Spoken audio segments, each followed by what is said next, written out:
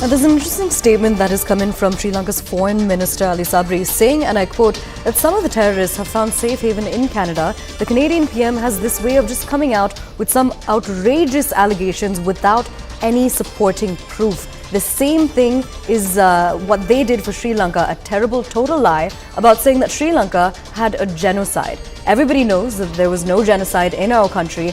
I saw yesterday that he had gone and given a rousing welcome to somebody who was associated with the Nazis in the past during the Second World War. So this is questionable and we have dealt with it in the past. I'm not surprised that sometimes the Prime Minister Trudeau comes out with outrageous and substantiated allegations. Listen in. Yeah, we have always suffered, and some of the terrorists have found safe haven in Canada. Canadian Prime Minister has this way of just coming out with some outrageous allegations without any supporting proof. The same thing they did for Sri Lanka, a terrible, total lie about saying that Sri Lanka had a genocide. Everybody knows there was no genocide in our country. And I saw yesterday he had gone and given a rousing welcome to somebody who have associated with the Nazis in the past on the Second World War. So this is questionable, and we have dealt it in the past.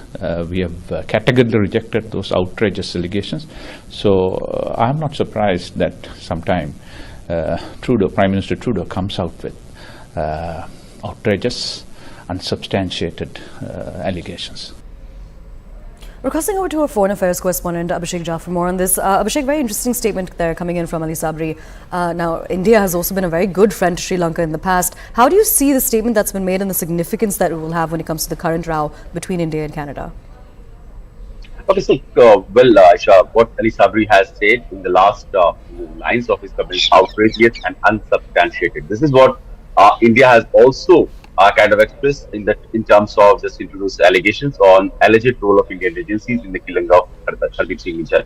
At the same time, the world has seen how unsubstantiated, how unvetted the Prime Minister's guest list has been, and one of the Nazi soldier was felicitated on the floor of the House of Commons.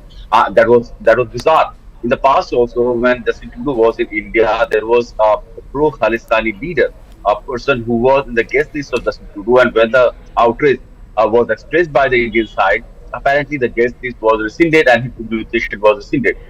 This is the kind of alacrity, or this is the kind of alertness with which Justin Trudeau has been dealing with these sensitive issues, which impacts the bilateral relationship of Canada and other countries. So the political calculation of Justin Trudeau, the domestic political calculation runs high on his mind.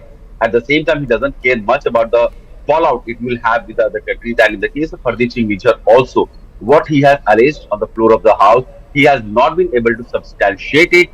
What he has alleged to the Sri Lankan government, he has not been able to substantiate it.